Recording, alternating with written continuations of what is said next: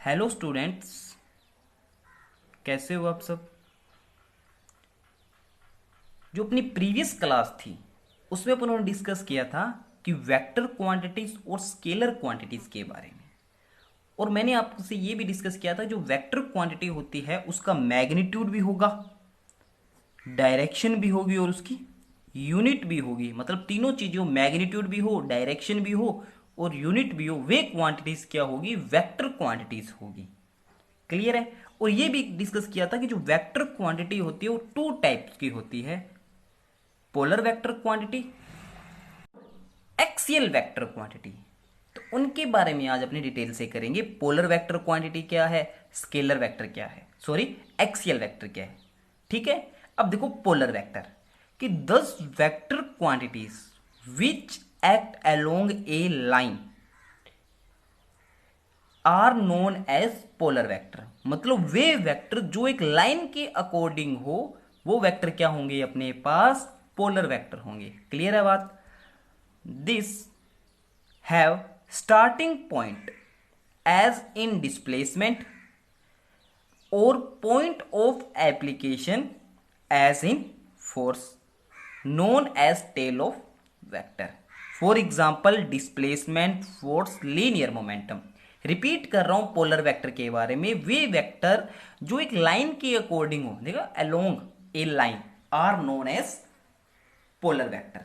For example जैसे अपने बात करें फोर्स, अगर किसी ऑब्जेक्ट, ये कोई ऑब्जेक्ट है, इस पे मैंने कोई फोर्स लगाया तो इस पे जो फोर्स लगे वो एक लाइन के अकॉर्डिंग लग रहा है। देखो एक लाइन के अकॉर्डिंग लग रहा है तो ये फोर्स क्या है, पोलर वेक्टर है। सेम डिस्प्लेसमेंट और लीनियर मोमेंटम भी क्या होगा, पोलर वेक्टर। क्लियर है बात। इसको कैसे डिनोट करेंगे, अपने एक लाइन के अकॉर्डिंग लग रहा है तो इसकी अपने ये डायरेक्शन दिखाएंगे, मतलब ये होगी पोलर वेक्टर की। ठीक है। जिसका ये स्टार्टिंग पॉइंट है वो तो बताएगा डेफिनेट स्टार्टिंग पॉइंट, और ये फॉर एग्जांपल अपने पास डिस्प्लेसमेंट का, तो ये अपने पास क्या है, डिस्प्लेसमेंट। क्लियर है बात। नेक्स्ट आता है एक्सियल। ठीक है।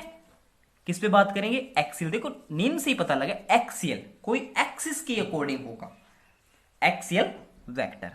तो 10 vector quantities which are associated with rotation around an axis. मतलब अगर कोई वेक्टर, मान लो ये कोई एक्सिस ले लिया अपनों ने, इस एक्सिस के क्या करे, अराउंड क्या करे, रोटेट करे, तो वे क्वांटिटीज क्या होगी, एक्सियल वेक्टर होंगी। क्लियर है। For example angular displacement. Angular displacement क्या होता है, अगर किसी एक्सिस के अराउंड उसके एंगल में चेंज आए तो वो क्या होगा, एंगुलर डिस्प्लेसमेंट, वेलोसिटी और टॉर्क। ठीक है। इनको अपने डिटेल से आगे डिस्कस करेंगे अपने पास, angular displacement, angular velocity, angular acceleration, इनके सब आगे डिटेल से करेंगे। ठीक है। तो ये मैंने यहाँ पे कोई एक्सिस डिनोट की है और इसके अराउंड कोई मैंने डायरेक्शन दिखा, देखो इसके अराउंड कोई, जैसे एंगुलर डिस्प्लेसमेंट, एंगुलर वेलोसिटी। ठीक है। जो किसी एक्सिस के अराउंड रोटेट करे तो वे क्वांटिटी होगी एक्सियल वेक्टर। क्लियर है। नेक्स्ट आता है रिप्रेजेंटेशन ऑफ वेक्टर। वेक्टर को कैसे रिप्रेजेंट करेंगे और अपने को कैसे पता नहीं स्केलर वेक्टर है या वेक्टर है, सॉरी ये कि स्केलर क्वांटिटी है या वेक्टर क्वांटिटी है। क्लियर है बात।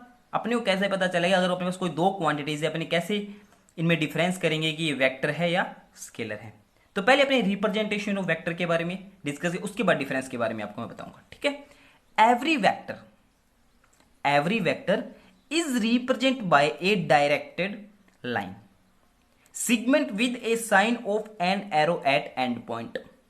मतलब अगर अपने कोई लाइन ड्रॉ कर देते हैं इसको डार्क में और इसके एंड पॉइंट पे एरो लगा दें तो ये जो सिंबल होगा वो किसको रिप्रेजेंट करेगा, वेक्टर को रिप्रेजेंट करेगा।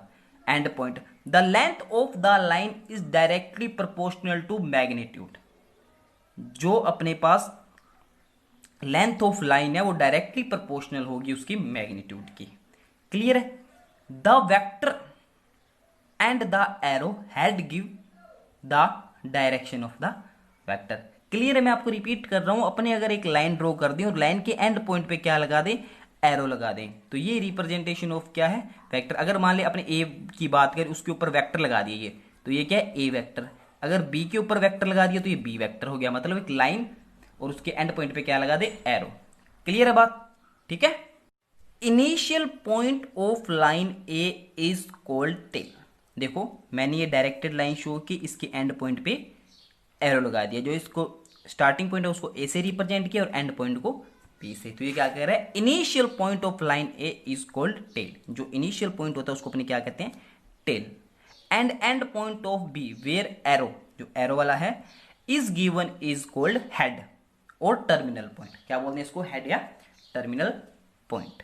ये हो गया रिप्रेजेंटेशन ऑफ वेक्टर। कैसे रिप्रेजेंट करते हैं, लाइन के और इसके एंड पॉइंट पे क्या सिंबल होता है इसका, एरो का। तो ये क्या अपने पास रिप्रेजेंटेशन ऑफ वेक्टर। क्लियर बात। अब देखो इसमें डिफरेंस कैसे होगा स्केलर क्वांटिटीज और वेक्टर क्वांटिटीज में। देखो to distinguish vector from scalar, they are printed in book. अगर अपनी बात करें कोई दो वेक्टर क्वांटिटी है ए और बी, तो इनमें अपने डिफरेंस कैसे करें। जो वेक्टर क्वांटिटी होगी उसको डायरेक्ट मतलब डायरेक्टली प्रिंट किया होगा, जैसे इस प्रकार क्या होगा, डायरेक्टली प्रिंटेड किया होगा, और जो स्केलर है उसको सिंपली। ठीक है, तो अपन या तो ऐसे इसमें डिफरेंस कर सकते हैं, या क्या होगा इसके अंदर जो वेक्टर क्वांटिटी होगी उसके ऊपर क्या लगा होगा, एरो लगा होगा। क्लियर है बात। तो देखो printed in book bold face letter, bold मतलब direct, face letter like A and B. और जैसे देखो ए को मैंने डायरेक्ट किया है, बी को, तो ये दोनों क्या है, वेक्टर क्वांटिटी। और normal letter with an arrow above the S, जैसे A vector B vector. Clear है बात। अगर मान लो ए वेक्टर है और ये सिंपल बी है, तो ये क्या है, वेक्टर क्वांटिटी और ये है स्केलर। क्लियर है बात। तो ये था अपने पास पोलर वेक्टर और एक्सियल वेक्टर और रिप्रेजेंटेशन ऑफ वेक्टर के बारे में अपनों ने डिस्कस किया है। क्लियर है बात।